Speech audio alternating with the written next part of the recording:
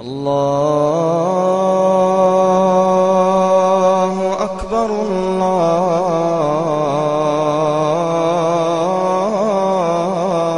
الله أكبر.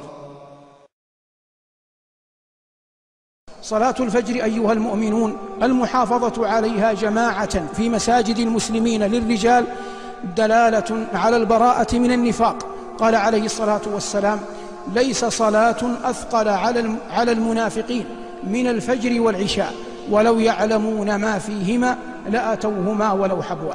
صلاة الفجر مع أخواتها مما يؤدى في الظلمة يكسب المؤمن نورا تاما في عرصات يوم القيامة، يوم ما يكون المؤمن أحوج ما يكون إلى النور.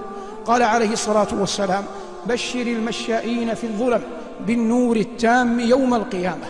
أيها المؤمنون، يقول نبيكم صلى الله عليه وسلم: من صلى الفجر فهو في ذمة الله، فلا يطلبنكم الله بشيء من ذمته.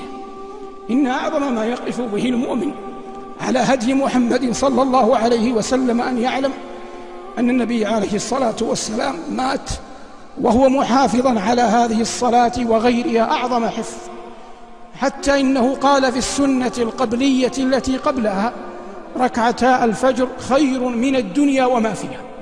وإن من أعجب العجب أن يفقد الإنسان حياءه من ربه جل وعلا فيسهر على لهو محرم أو يمكث على الفساد أيا كانت صوره الليل كله حتى إذا دنا الفجر نام، فإذا أصبح لعمله أو تجارته أو غير ذلك خرج يرجو الرزق، ولا رزق إلا من الله، يرجو أن يأمن العواقب ولا حافظ إلا الله، يرجو أن يوفق ويسدد فيما يقول ويفعل، والمسدد والموفق والمعطي والمانع الله، فيطلب ما عند الله وقد عصاه من قبل وفرط في أعظم فرائضه.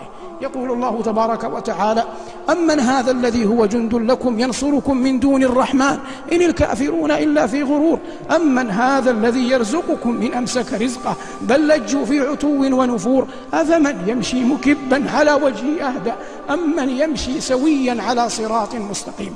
إن من أعظم الفعل ودلائل النجاح وأسباب الفلاح أن يؤدي الإنسان إن كان رجلا صلاة الفجر في جماعة مع المسلمين، وأن تؤديها المرأة أو الفتاة في وقتها في بيتها ما استطاعت إلى ذلك سبيلا.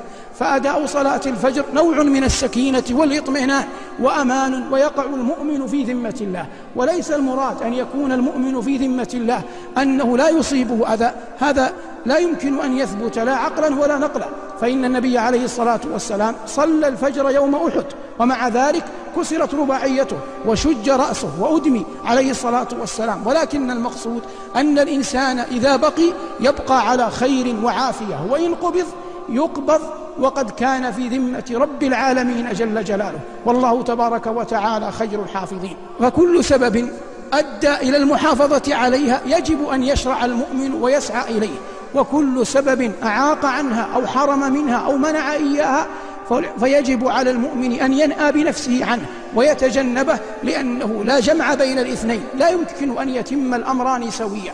الله تبارك وتعالى خلق الناس منكم مؤمن ومنكم كافر، وبين لعباده النجدين، وأداء صلاة الفجر جماعة من أعظم أسباب التوفيق.